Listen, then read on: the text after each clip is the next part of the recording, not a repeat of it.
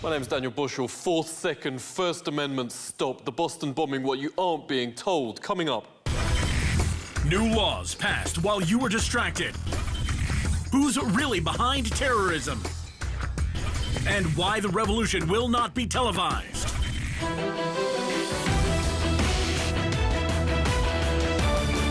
Track coach Alistair Stevenson's been in hundreds of marathons. Before and during this race, there's bomb drills for the first time. Scores of private security contractors wired to command centres. Yet it's the first time there's been an explosion. The witness was shocked at FBI denying a bomb threat or even that a drill took place when it was regularly being announced on the loudspeakers. There was police spotters, or there was people on the roof with binoculars looking down onto the athletes' village at the start. There was dogs with their handlers going around sniffing for explosives, and we were told on a loud announcement that we shouldn't be concerned, this was just a drill. Every false flag in recent memory has been accompanied by a staged drill. In the middle of the drill, an actual bombing or other attack is carried out. The Justice Department admits terrorists and victims are played by volunteers and actors. The format is highly effective because patsies who are going to be blamed are simply told you're participating in a drill. Before the blast, authorities warned of a controlled explosion near the finish line. Standing by the finish line but leaving just before the explosion, professional killers Kraft International wired up to FBI command. On their caps, front and back, Kraft's logo and slogan, "Violence does solve problems." After the explosion, the Kraft backpack is missing. It looks identical to the exploded one, down to the white square on top. The suspects' ones aren't even the same colours. Here's the city commissioner calling Tsarnaev's actors before correcting himself. We're confident that these were the two actors, these were the two individuals that were carrying out this mission. Intelligence author James Fetzer calls this the most amateurish false flag. The official suspect's shot given to media, hundreds of readers note, is horrendously photoshopped. A leg with no body, a ghost in the background, and many other discrepancies. They also note this is how patsies write. This will be the last message before the police get me. I never done it. They set me up. Father, please forgive me. I am sorry it has come to this. The FBI says the boy ran over his brother, but witnesses confirm this is him being escorted by police, and the chilling sight witnesses saw next. We saw the first suspect get hit by a police SUV, and then after he was hit, shot multiple times.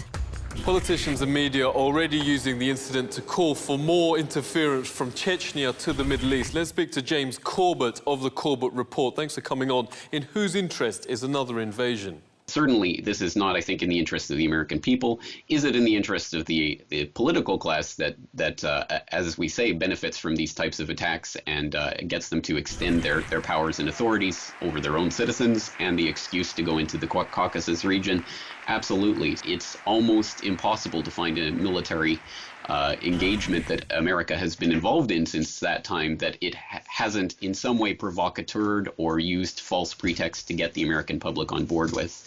So I think we have to be extremely wary of these types of incidents, especially when they're used as a political rallying cry.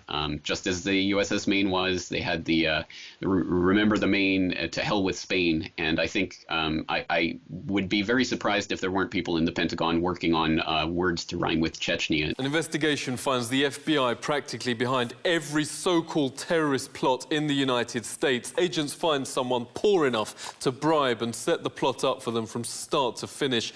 In one case, the judge said, "What occurred here is that a government created acts of terrorism out of a man's bravado and then made those fantasies come true. I suspect that real terrorists would not have bothered themselves with a person who was so utterly inept." Here's the FBI praised for stopping what it says was full ground war against the United States. Now, fortunately, because of the fine work of law enforcement, these men were unable to advance their deadly plot.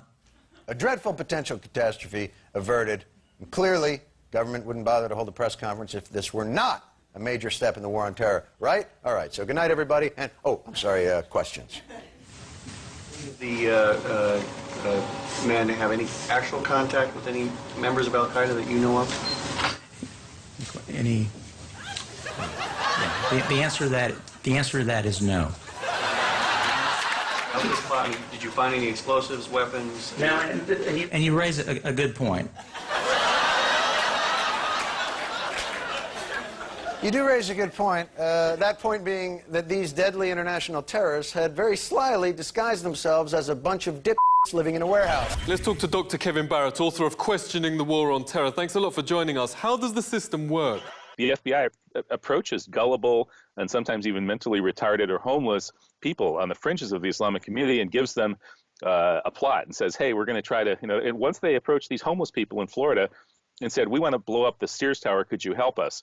Here's $50,000 to go buy boots. And